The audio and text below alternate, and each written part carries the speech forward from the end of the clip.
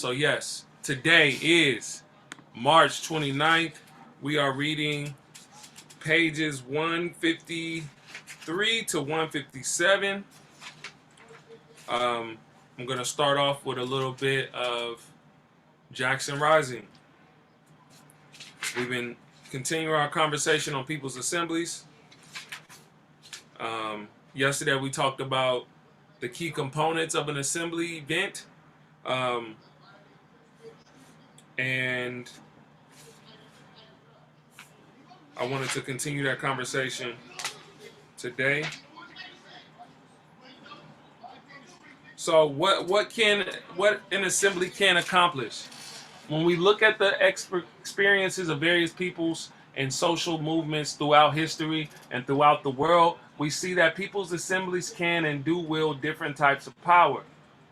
Throughout the world today, people's assemblies have been and are used to revolutionize people's daily lives, change the balance of power in societies, and in some recent instances have toppled governments and ushered in revolutionary change. Some examples include Nepal, Greece, Spain, Tunisia, Egypt, Burkina Faso, to name a few.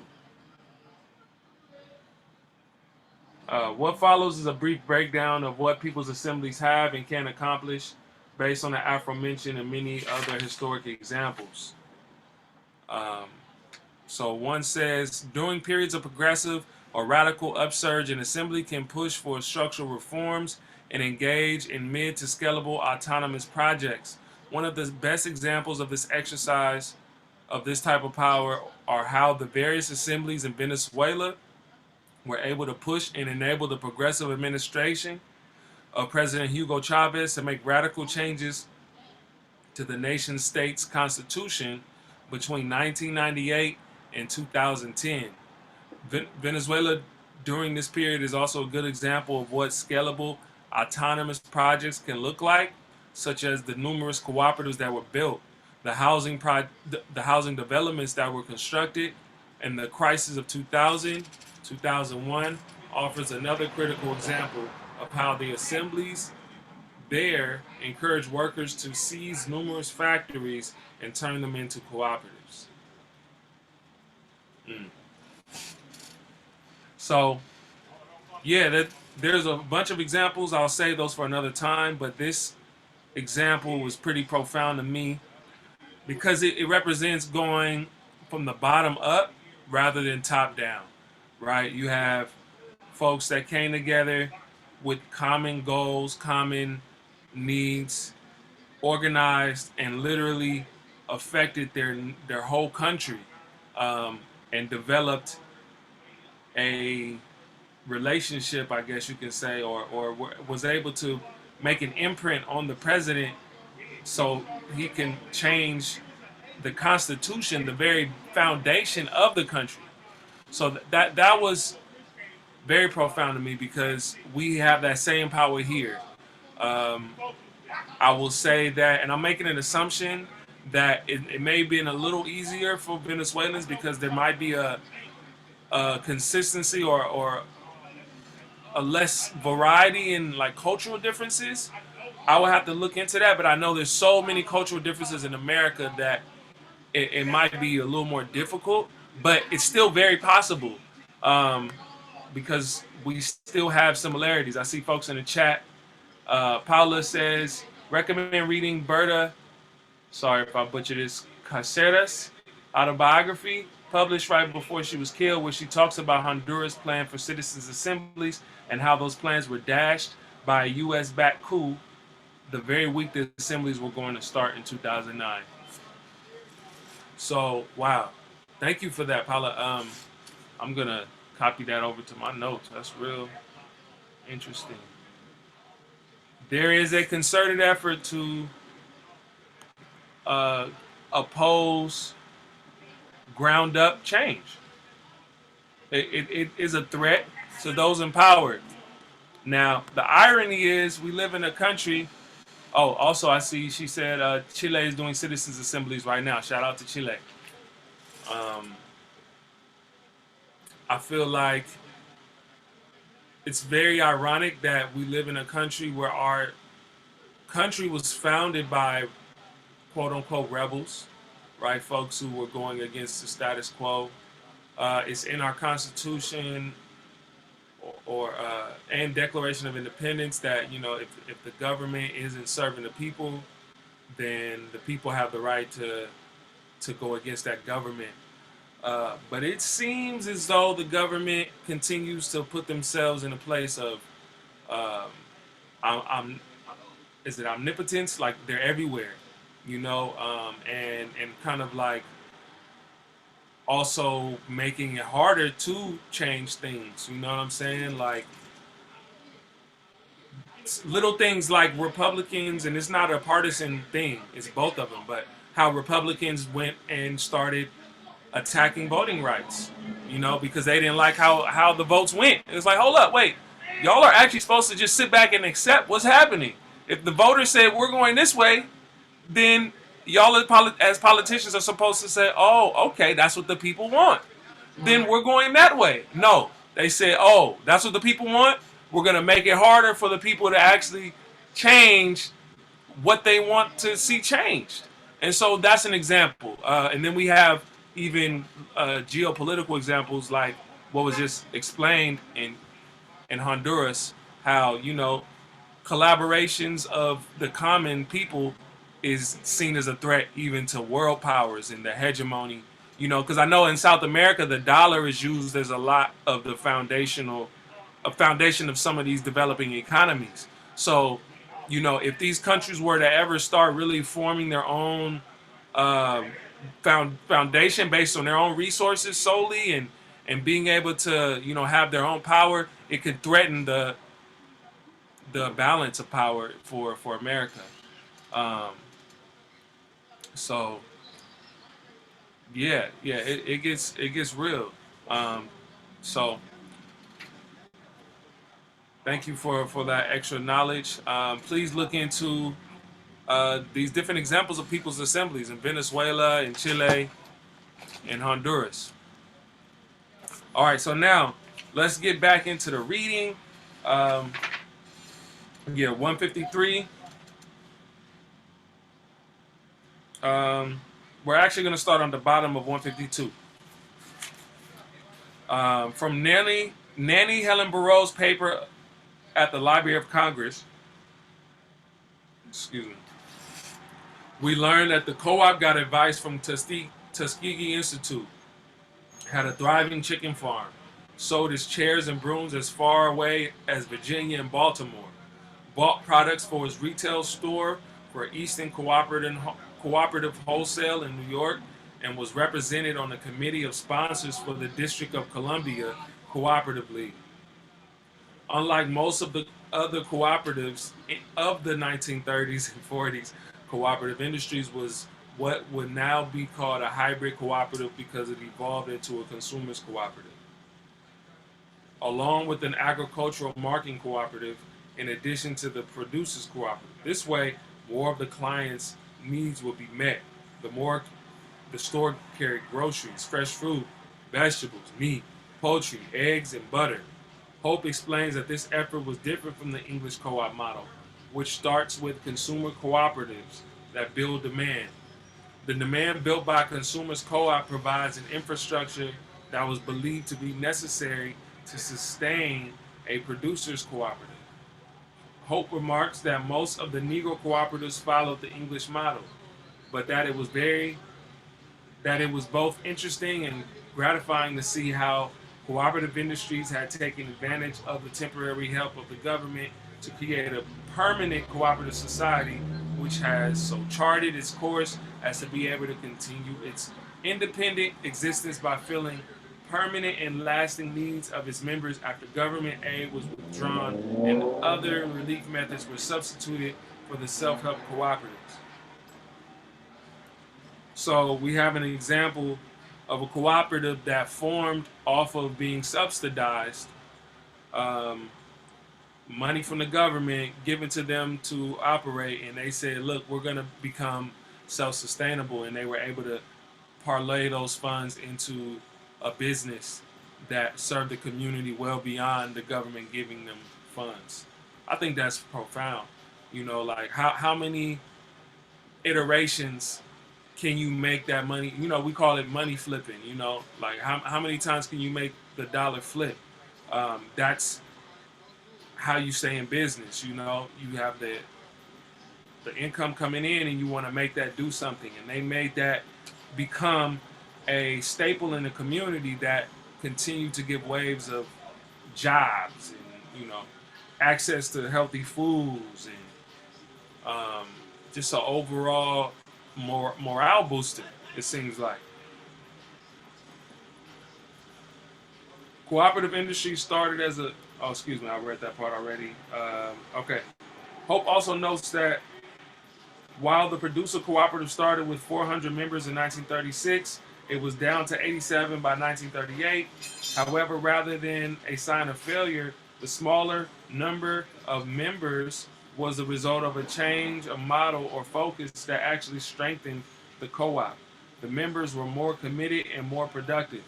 Total sales were 11,380 in December 1937 with the larger program, and 10,280 in December 1938 with fewer members. Since fewer members were much more productive, the co-op continued to be successful, even though the loss of members was substantial. Burroughs explained that the main reason for establishing the cooperative was to promote production for use, and that it was based on a firm belief that cooperatives furnish one of the best ways for the Negro to develop initiative and self-help. The cooperative also had a unique way of handling dividends, since half of its sales were to non-members. The surplus that was not distributed to members was saved and divided into two funds, one reserved for contingencies and the other for education. I got people in the chat. I'm just not noticing. Um, Both parties are more for corporations than regular people. True, yes. Thank you, Mama Mia. Thank you, Mia. I left my book at home today. Okay. Helping each other out. That's beautiful. Did we do the inflation calculator yesterday? I checked and it looked like cooperative industries was focused on people who earn 500 to 1,000 a year. That's 10K, 21K in today's dollar. Full-time minimum wage in DC is 29,000 today.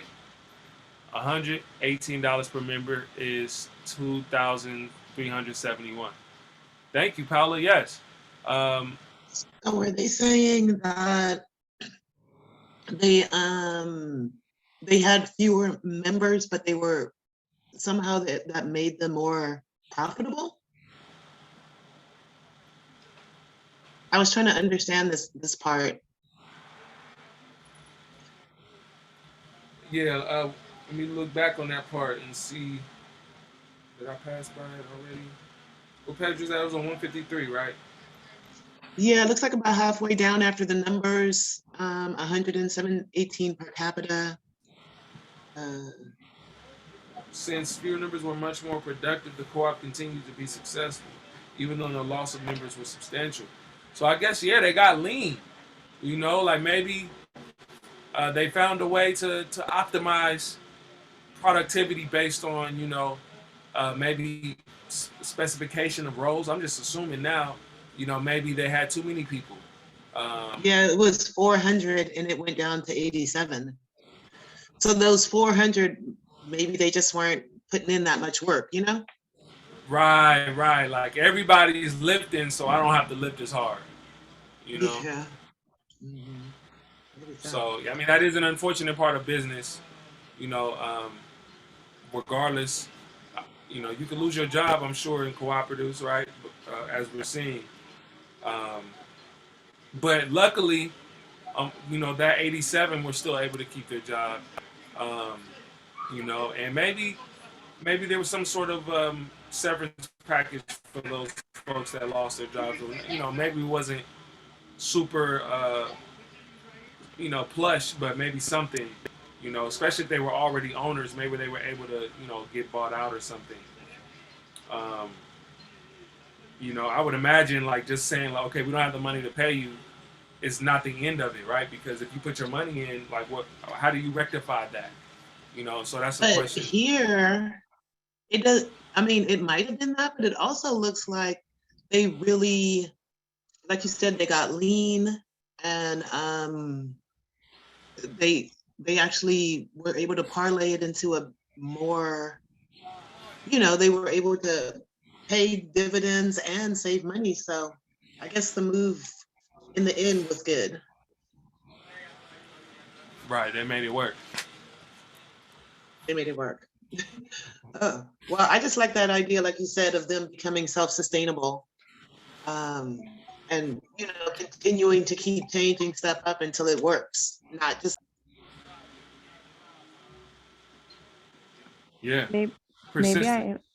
I, sorry, Raj, maybe I missed this part, but was this a worker co-op or was it like who were the members? Were they the workers or were they producers? It was a It was a mix. producer Oh, co-op, it okay. said.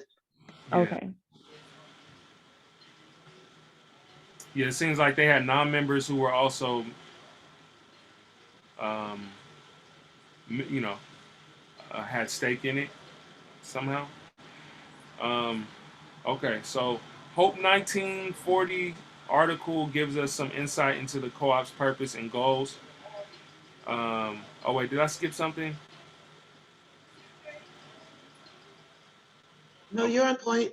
Combining this information with knowledge of Burroughs' philosophy and accomplishments, and with documents and letters from Burroughs and the organization itself helps us to see Cooperative Industries of DC as an extension of Burroughs' commitment to women's education and training and women's economic rights and well-being. It is also interesting that the two accounts of this co-op outside Burroughs' papers are both based on interviews with Burroughs. This indicates that Burroughs talked about this co-op and was forthcoming with information, even eager for people to learn about this co-op. The preamble of the co-op's constitution uses terms such as providing means of mutual helpfulness, to promote the general welfare, to obtain the necessities of life, to advance our moral material welfare as citizens, and to secure in a fuller degree the fruits of our labor, and a more equal distribution of wealth and opportunity for employment.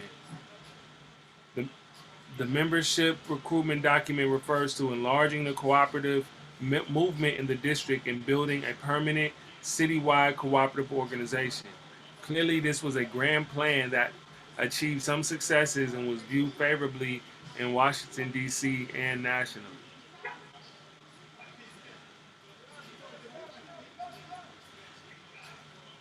Okay. So they Oh, my definitely favorite had a sisters. they definitely had a vision of being, you know, a reciprocal part of the community. You know, like Definitely. they had the well being of their members in mind. Yeah, I like their goals to achieve, to advance, to you know, make money, to achieve freedom. That's what my goals are going to be. my, will you want me to read a little? Yes, please. The International Ladies Auxiliary to the Brotherhood of Sleeping Car Porters. Black involvement with the trade union movement in the 1930s, 40s, and 50s also included support for an establishment of consumer cooperatives. Du Bois was still advocating racial cooperative development. Baker and Schuler were creating and promoting cooperatives across the nation, and Burroughs and others were developing co-ops in their local communities. In addition, A. Philip Randolph, in the pages of The Black Worker and through the organization he helped to found, the International Brotherhood of Sleeping Car Porters, was promoting consumers' cooperation. Helena Wilson, president of the BSCP's Ladies Auxiliary, was the BSCP's strongest, most vocal proponent of cooperatives. The activities of the Ladies Auxiliary to the International Brotherhood of Sleeping Car Porters concerning consumer education and cooperative business education and development can be pieced together from the archives of the BSCP and the Chicago chapter of the Ladies Auxiliary, of which Wilson was also president, and from Melinda Chadavert's, that's probably wrong, sorry, 1998 study of the women of the BSCP.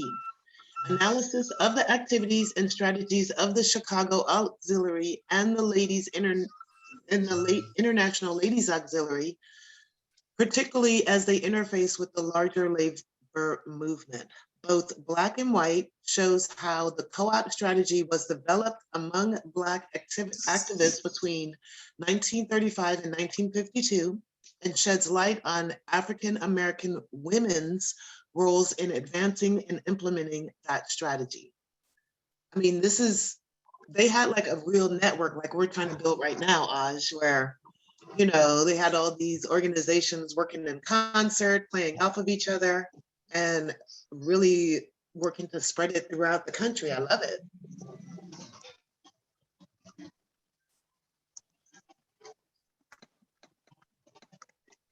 Hey, can y'all hear me? Yes. Yeah, Yes. I just kind of want to lift up that as in my that's sort of how I came into cooperatives, right? Is through activism.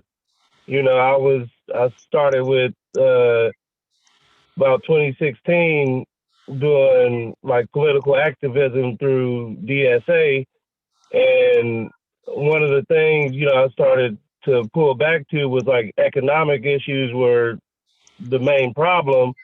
And so I kind of wanted to continue being an actor, but co-ops for me were an answer to uh, continue being an activist, but also do something that was actually going to be tangible and to start creating organizations where, for example, if we're fighting for a $15 an hour minimum wage, creating an organization that as just a policy, an internal policy, we wouldn't pay any less than 15 hours, for example. So I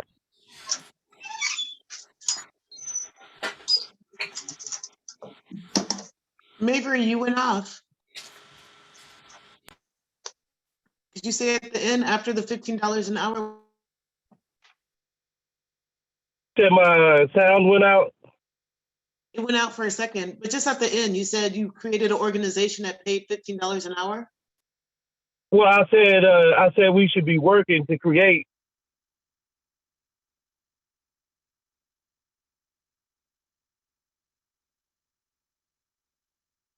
It doesn't, it cuts out right when you get to the crucial part, Mabry. I'm sorry.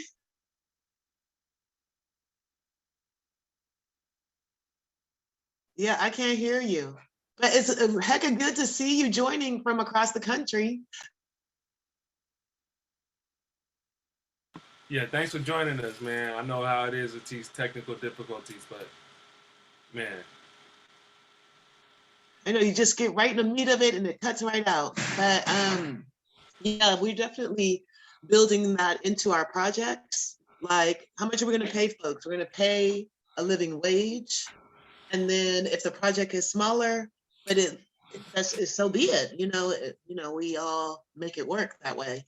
But at least, because you can't afford to just live off of your dreams and your passion. So the little funds help too. exactly. Like you can't live off ideals, you know what I mean? And I know, yeah, we want to see our neighborhoods change, and it's not even necessarily about being idealistic. It's about just being a human and just understanding, like, man, it's a lot of unfair environments that we've been placed in as Black people and people of color. But yeah, you gotta eat. So you could protest all day, but if you ain't got no food, it's only so much protesting you could do before you like, look, I gotta go figure something out. So cooperatives are that nice medium of, you know, doing something substantial that affects the community, but also having that foundation for your family and for yourself. Did you want to keep going, Mama May? Sure.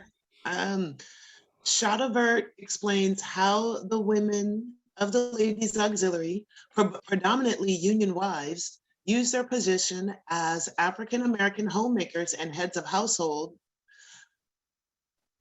household budget to expand the power of the trade union movement and promote the value of organized labor at every opportunity. Indeed, it was in the commodity market that the auxiliary addressed the needs of both wage earning and unwaged women. By operating consumer cooperatives and providing advice on better buymanship and other consumer issues, the auxiliary politicized the spending habits of all union women and raised members' living standards. Part of the philosophy was that this kind of cooperative buying kept money in the hands of workers and kept hard-earned money circulating in the labor movement instead of leaking out in purchases from non-labor supporting producers and sellers. This book always gives me so many ideas. I just become so radical. It feels radical, but it's the right thing to do. You want to pick it up, Aj? Yeah.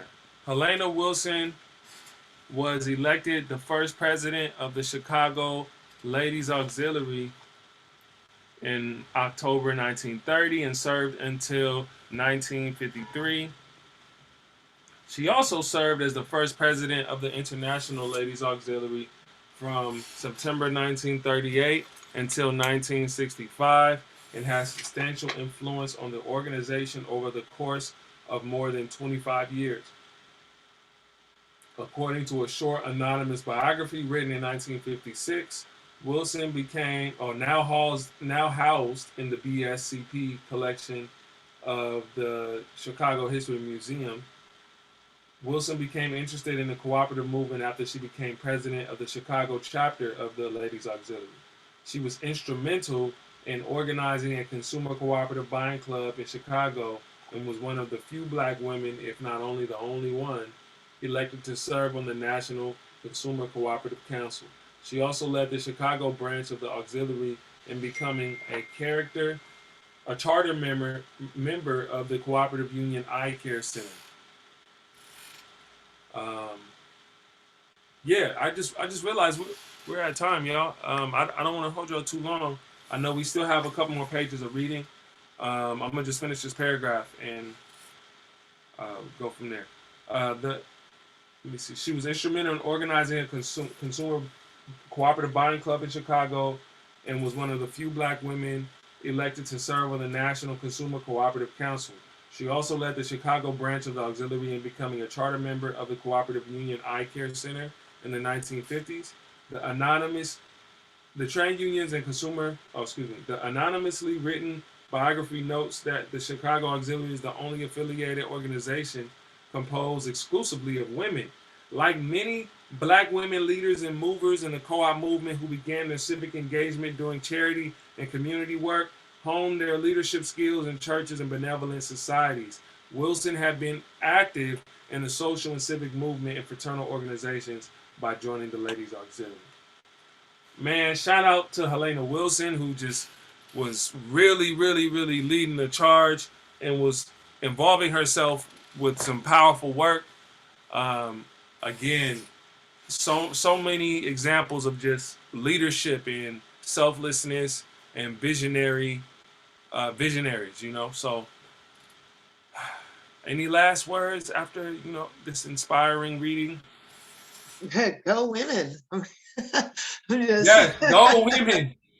We love y'all.